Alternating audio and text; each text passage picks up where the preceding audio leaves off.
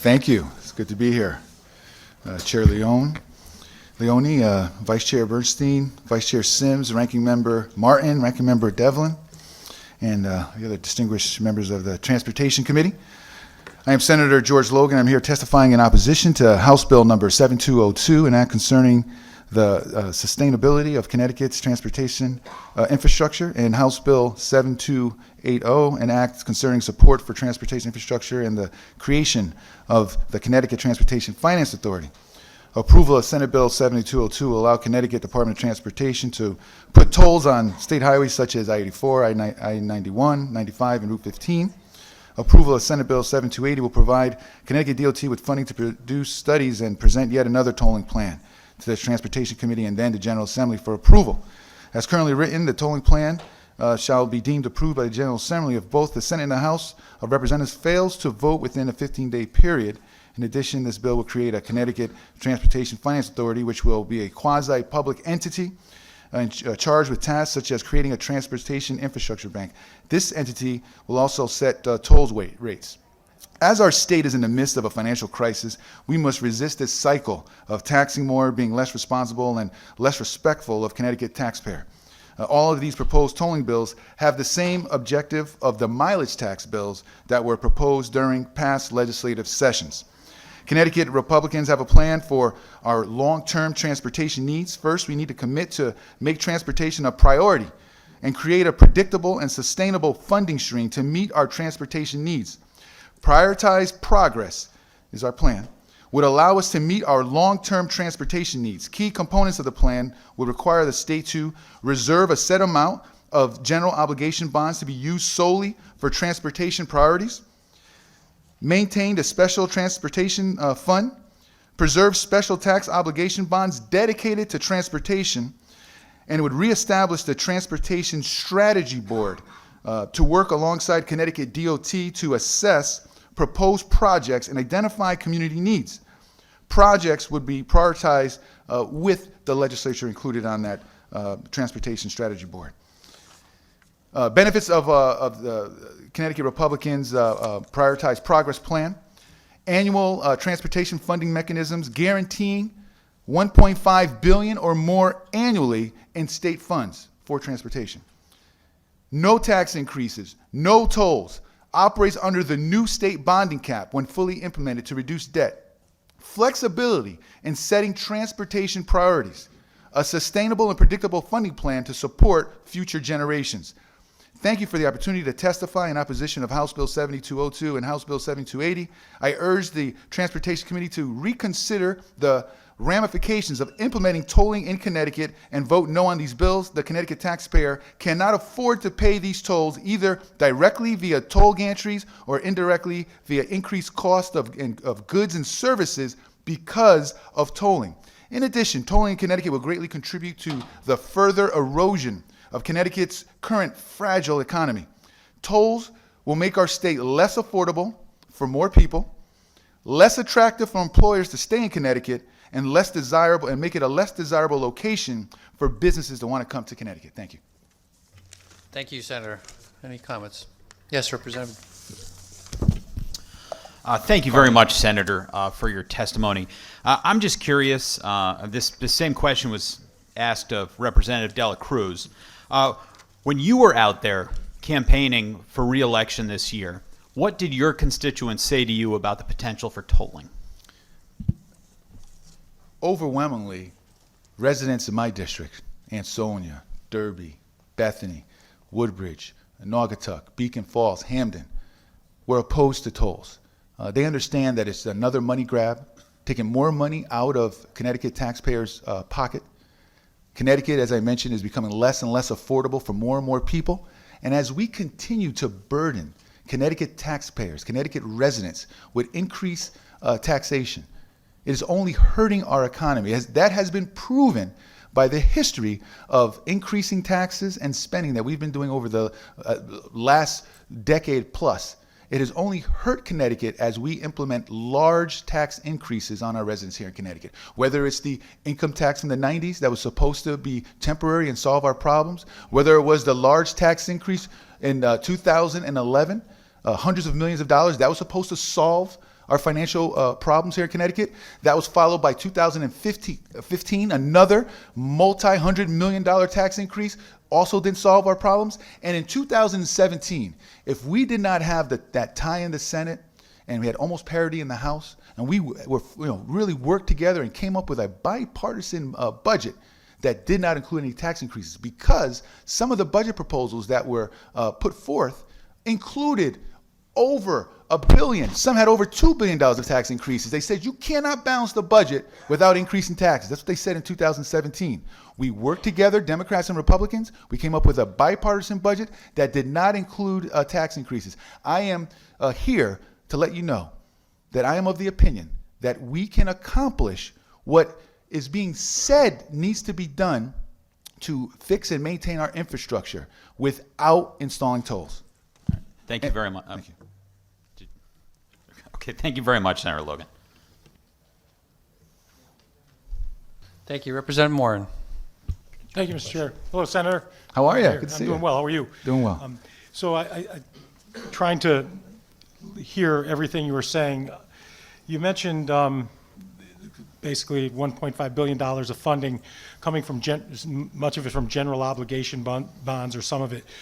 So operating under the bonding cap that we have, what types of projects would you support not funding to go this? And the one thing I'll say, and I've had respectful discussions with everyone on this committee about it and the people, so I hope you take it this way, but we've heard numerous times that bonding is just kicking the can down the road. We're going to pay 20 or 30 years down the road to fix the roads of today. So what's your answer to that? Well, I mean, under even Lamont's plan, no one's talking about. You mean Governor Lamont? Governor Lamont's plan. No one is talking about not bonding. That is a mechanism that is used. When it's used properly, it has its place.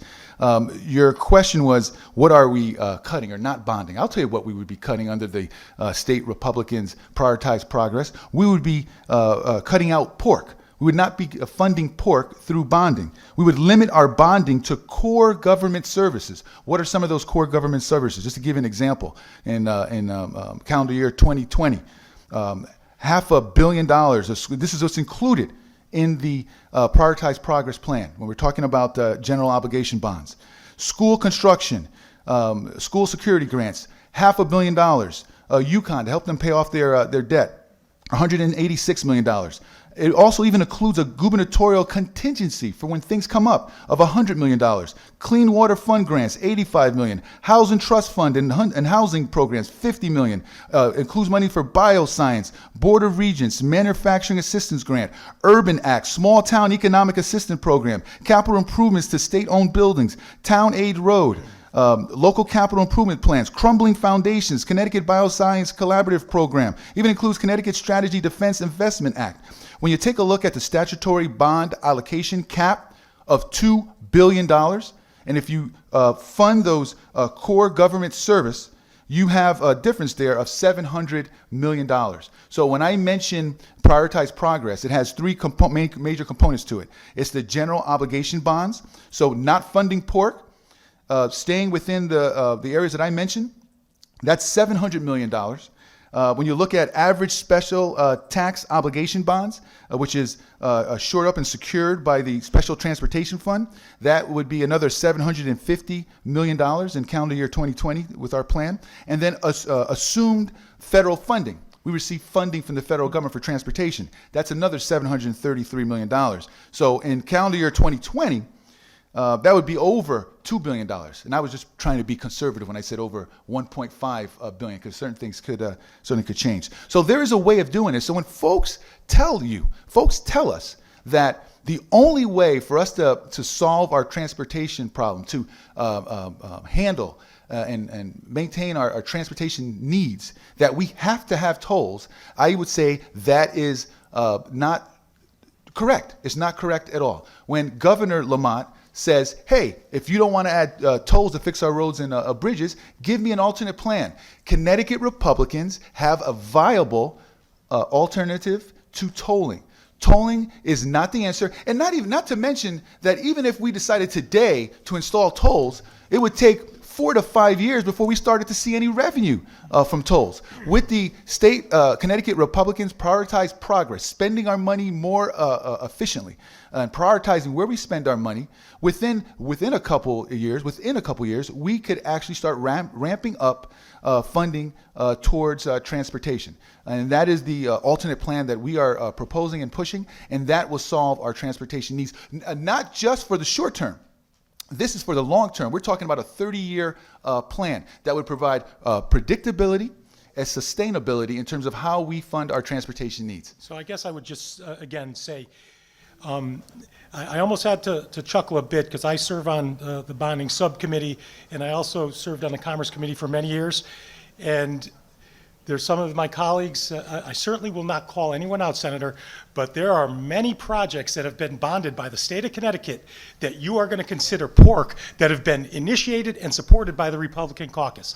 So let's just call it how it is. I'm going to ask you that. And again, you're saying general obligation bonds are a way to fund this, which, okay, that's a fair discussion. But is it not putting things out 20 or 30 years down the road? You're saying it's not going to do that. Bonding is a mechanism, a viable mechanism for running state government. We're not talking about eliminating bonding. This certainly falls in with Governor Lamont's debt diet. I'm talking about cutting our pork. And this is not a partisan thing. Whether it's Republican. It is if you're calling out, things and consistently alluding to the Connecticut Republican Progress Plan. That is a partisan thing, in my opinion. So I'm just saying, I respect that you don't think tolls is the way to go. Fair enough. It's a good discussion. But the bottom line is, did you have a chance, and I know you're probably serving on a gazillion other committees as a senator, did you have a chance to listen to the Transportation Chairman's, Commissioner, yes. Just 2 projects I'm going to mention, I-84 in Waterbury and I-84 the Etna Viaduct. Today's dollars, $12 billion to do those jobs. It's pretty remarkable the amount of money that it's going to take, and I won't beat that horse, but I do appreciate your perspective, and I will try to listen to it. So can I respond? Thank you. Senator, why don't we just move on to Senator Martin? Well, Who's got a couple sir, questions, but you'll be able to answer your question. But what I would suggest, you keep using the word pork. It's a very vague term. Be very specific on what you're going to cut or what you're going to offer. That's just an inflammatory, in my opinion, terminology that doesn't offer any solutions. It's vague. It doesn't give us anything concrete. So if you want to cut something, state what it is. With that, Senator Martin. Thank you, Mr. Chair. I was going to ask Senator Logan to explain prioritizing progress, and you did a great job with it. So if you wanted to use this time to answer or respond, please do to the previous to Representative Morin's comments. Sure. So, Chair, I will certainly refrain from using that term. What I was defining in terms of, again, the question is what is going to be cut. I turned it around to what would we use bonding for, and I will again indicate that we would limit bonding to core government services. And again, I listed a number of areas that would be funded through bonding. Representative Steinberg. Thank you, Mr. Chair. Thank you, Senator, for testifying today. As you probably got a sense, things are getting a little heated on this subject, and I am particularly interested in your comments with regard to prioritized progress. As you stated, this is effectively the same plan that's been trotted out for 4 or 5 straight years now, even though Connecticut's circumstances regarding bonding have changed dramatically, and we also now have a commitment by the governor to put us on a debt diet. So I find it harder and harder to find prioritized progress as an effective response given how drastically Connecticut's bonding circumstances have changed and our desire to reduce our very high per capita debt, which used to be one of the most important things that we heard from Republicans year after year after year. Our indebtedness was the worst thing ever, and it sounds like maybe that's not as big a problem. Reminds me what's happening at the national level, where it used to be about not having deficits, but now apparently deficits are okay. So it's a very disappointing change of face here. I understand that DOT has responded to the prioritized progress proposal, and I just want to read back to you, since you were so kind as to provide us with some of the elements of prioritized progress, some of the things that DOT recognized as concerns with regard to prioritized progress. First of all, it does nothing to address the operating budget needs and transit subsidies for transportation. So we recognize that much of the needs are capital. This doesn't do anything on the operating side. It doesn't really, using general obligation bonds does not protect funding for transportation programs. I'm sure you're familiar with the distinction between general obligation bonds and special transportation bonds. Yes. The plan assumes the same level of capital funding for 20 years with absolutely no inflation. We've heard some general rounding, 1.75 billion over 30 years, that's 60 billion, though actually it's a lot less than 60 billion. And if you take into account the cost of money and inflation, it's a lot less than 60 billion. So I think the real number out there in terms of its availability is significantly less than prioritized progress puts forward. It does not account for specific capital programs such as the Mixmaster or the I-84 viaduct in Hartford, and certainly, from what we've seen, does not sufficiently fund them to the level that DOT suggests would be necessary. And lastly, I'm not going to get into an argument about pork, but you were very good, again, enumerating some of the things you were for, but there are a number of things that most of our communities have looked for from the state for a long time, including recreation fields, rehabbing things and the like. Am I to assume that anything that's not on your list, you're prepared to say that you would not ask the state for any grant money related to that going forward? That basically you will eschew any applications for grant money going forward for anything that's not on your list? So one of the items on the list is the gubernatorial contingency of at least $100 million, which actually goes up to $150 million in calendar year 2024. So there is flexibility for items that are outside of the list of core services. So there's a room for that. Also keep in mind that we have a current bonding cap, and prioritized progress stays within the bonding cap that we established. So there's no issue there in terms of looking to bond more. It's a matter of bonding more smartly, bonding more effectively, prioritizing what we utilize those bonding monies for, because we're all saying that transportation is a priority. And so we should put our money where our mouth is and put the dollars that are available towards that, not going back to Connecticut residents and looking to tax them more. Also, you mentioned the I-84 viaduct. Let me tell you something. I got an issue with that, because we're talking about tolling to maintain our roads and bridges. Building a viaduct or a tunnel underneath Hartford would cost tens of billions of dollars. We're talking about $1 billion a year in revenue. So if you're telling me that we're going to use toll money to build a tunnel underneath Hartford, you're telling me, and listening to this, that you are going to increase those tolling fees so that you can't pay for that, because you are not going to be able to pay for a tunnel underneath Hartford that's going to cost 10, 20, 30 billion dollars with the toll plan that you have now. And communities out there, even folks that are supporting the toll idea, they think that that bridge in their town, in Fairfield, in Greenwich, in New Haven, that road is going to get fixed. And the plan is just so undefined that is not the case. There are assumptions that some folks are making. The plan has not been sufficiently developed enough for us as a legislature to pass a bill, to pass a law to include tolls that has not been appropriately thought out, and we haven't been able to get the feedback from the communities in terms of what those toll monies would be used for. Senator, you brought up a couple of good points. First of all, I agree with you. I am not a tunnel guy, and some of these tunnel projects, it reminds me of Elon Musk and being able to tunnel everywhere with this new equipment. I think those are things that are not, sorry to tell you, I don't think it's happening. But I think you raised another point. The entire name is prioritized progress, and you continually bash DOT for not prioritizing their projects. And, I tend to agree with you. We need to set priorities. I come from Fairfield County. I would submit there is no greater need for transportation infrastructure investment than along the I-95 corridor and the trains in Fairfield County.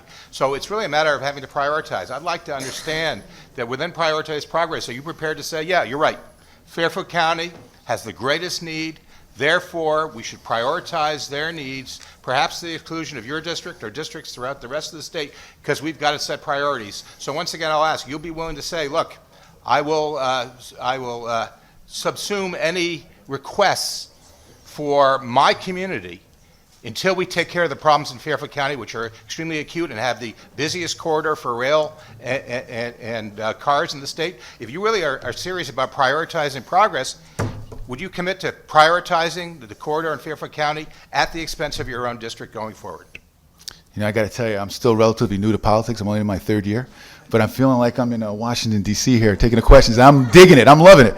So look, let me tell you, what I'm committed to say, part of prioritized progress, I mentioned 3 points. One was reestablish the Transportation Strategy Board. The whole purpose of that is to work alongside Connecticut DOT. I'm not bashing Connecticut DOT. I think they do a fine job. They get instructions from the leadership. This is a leadership issue.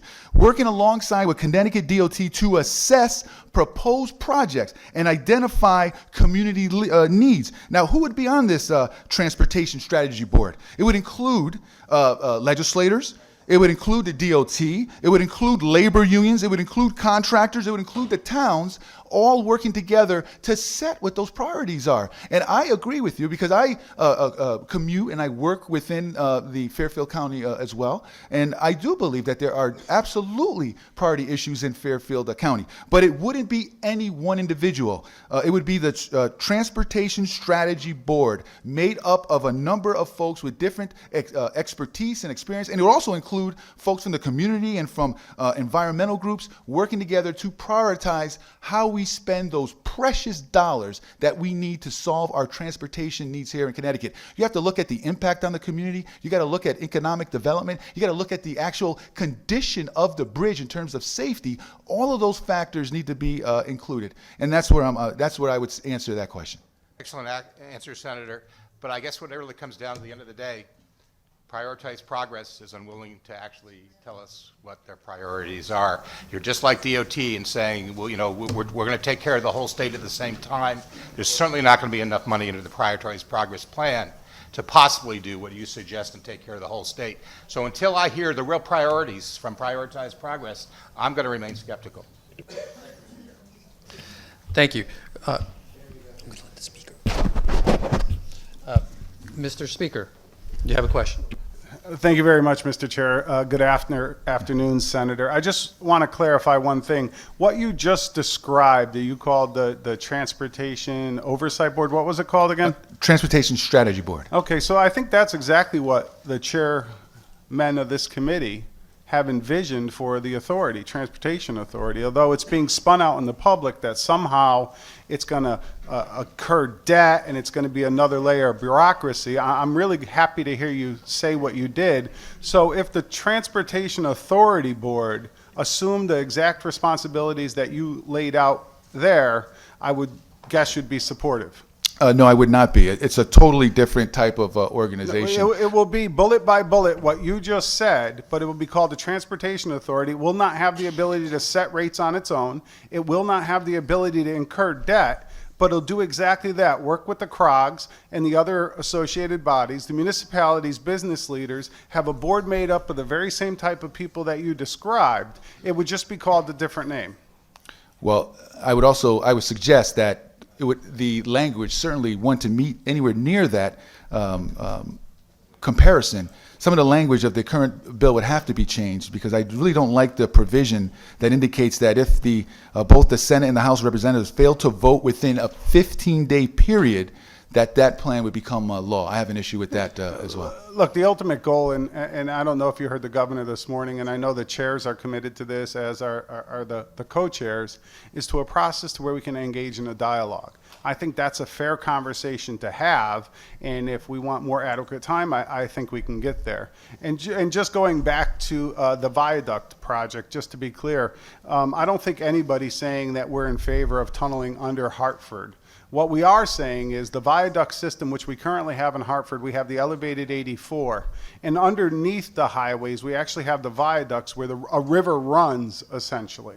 It costs almost $20 million a year to upkeep that. We haven't spent that money, so now we're finding ourselves in the situation to where we have bridges and other areas that really need upkeep. DOT actually says that the viaducts themselves are at risk of crumbling, which would bring the highway down at some point. We don't know when that's going to happen. So I just wanted to clarify that. I know Congressman Larson put forward a plan talking about sort of like a big dig proposal. I don't think anybody up here is on that, so I just wanted to clarify it. But I do appreciate your comments on what the Transportation Strategy Board would look like. I think those will be incorporated into the final bill, at least from my perspective. And please be assured that an ongoing conversation is what we want to have, but what I want to just refrain from is political sound bites to really gin people up, because it's going to be a hard discussion. And I know you're passionate about what you believe, as Representative Steinberg is, but we just have to talk exactly where we're at and how we're going to get there, and as open and honest as we can. So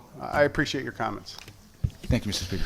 Thank you, Mr. Speaker. Mr. Chairman. Yes. Thank you very much. Thank you, Senator Logan, for your testimony today and for helping to outline prioritize progress. I know there's some interesting ideas in there, and like some things I'm hopeful to work with ranking members and you as well to try to attempt to accommodate. And so I think that there are opportunities for us to recognize the important role that the Transportation Strategy Board should have played in the past and hasn't. That was the original idea of what we're thinking about with the authority. Like, maybe we've got to call it something different. I think there's a discussion about what it should be allowed to do and not do. But I do think that there are numerous ideas that have been brought up over the course of the day and that we'll look at together. And we've reached an agreement that the infrastructure needs of this state are overwhelming and vitally important to invest in starting right now. And we have a disagreement over how to prioritize it, how to fund it. I have worked well with you in the last few years. I look forward to working with you in the next few years. We're going to find a solution that we might not all agree on, but I think we can all agree that we're on the same page. So I do thank you for coming out today, and let's work together and try to figure this out. Thank you. Thank you, Mr. Moore. Yes, we have Representative Garabay, and then we'll go to one of our newest members, Senator Fasano. I think we all agree that transportation and infrastructure is important. I also don't want to raise taxes. I don't know yet how I feel about tolls. But when you talked about last year's budget and being proud that there were no new taxes, we forget when we are prioritizing that there were approximately 13,000 seniors and special needs adults whose Medicare and Medicaid was cut last year because of that bipartisan budget, which eventually was put back in by June. But during that time from November, when those parents got letters and their loved ones were being cut, medical services, then it was saying March 1st, then it said, a little bit later. In some families, they were able to absorb whatever was going to happen, but others suffered through that. So when we're talking about all these ideas and all these budgets, taxes, tolls, when we're prioritizing, people come first. Thank you. Thank you. Next, Senator Fasano. Thank you, Mr. Chairman, and thank you for recognizing me. I appreciate that. Senator Logan, I know you're passionate about the tolling issue and as well as prioritize progress. And I agree with the comments around this table that nothing is more important than our infrastructure of the state if we're to get businesses in and people to places they have to be. And the amount of hours people spend on the highway is quite incredible. With respect to prioritize progress, would that be an immediate infusion of capital into the transportation system through you, Ms. Yes, that is one of the aspects of prioritized progress that I like, that we can get onto this very important issue of addressing the needs of our transportation system. And certainly we can get on it a lot with making those investments now or close to now compared to the tolls option. Make no bones about it. We will not see any toll revenue for at least 4 to 5 years. And that's another big issue I have with tolls as well. And if my recollection is accurate, maybe you said this, and I apologize. In the bipartisan budget that we did, was there money that was infused into our transportation system immediately by virtue of bipartisan budget that we put together? Was there money infused into the transportation system immediately, if you recall, and if so, how much? Yeah, absolutely. I believe for 2018, you can probably correct me if I'm wrong, but we had a surplus, I believe, of at least $70 million in the Special Transportation Fund. So, and also I think that that budget put in $250 million of money to be used for transportation immediately in that bipartisan budget, which was something that I think Republicans and Democrats came about. So, you know, we did have a conversation and we did put that in, and immediately we saw $250 million available for transportation infrastructure. Is that your recollection as well? It is, and that's exactly the kind of thinking we need moving forward. And although we could have and we should have a lot more discussion on this, this is a big issue. And I will be testifying later, so I take an odd position at this point, so I won't go into that. But I just want to be clear. I understand your passion and frustration, and I thank you for your testimony. Yes, and I want everybody to be clear. My passion and frustration comes from the energy and what I'm hearing from my constituents in my district. My constituents are passionate about this. They are screaming at the top of their lungs, please, not another tax, not another mileage tax. I'm having a hard time just paying for gas every week to get to work, and now you're going to add, now you're talking about adding tolls. That is why I'm very passionate about this, because I am getting it in terms of emails, letters, telephone calls. When I stop in the grocery store and I get gas at the local gas station, I am hearing it over and over again. Please stop taxing, stop increasing taxes. Don't install tolls. Folks are very, very concerned about the toll plan that's been presented before us. Thank you. Thank you, Senator, for your comments. Thank you for our distinguished members for some of their comments as well. And I understand the opinions that you and some of your colleagues share on the opposition to tolls, and the prioritization plan that you set forth as a team is interesting. We, not only us, but the experts will look at it to make sure that it's viable. It's out there for everyone to see. So we'll have that ongoing discussion. I know you mentioned that it'll put the priority on the transportation. I do have some concerns, and that'll get flushed out on the GO side of thing, because I know that our general obligation bonds, the bulk of it, about 75% goes towards our school construction, our higher education, our economic development. Another high percentage goes to our municipalities. So all that might get crowded out, and that's for us as a body to deliberate. So I appreciate it, because what was asked to provide alternatives, if not for tolls, this is an alternative. So I commend you for bringing forth another plan, and it's for our body as well as all our constituents to try to measure up each different plan that might be proposed to look at the merits and the benefits. So it is an alternative. It will get discussed, and I appreciate you taking the time to bring it forward. So thank you very much. And thank you all for listening. Thank you. With that, we go back.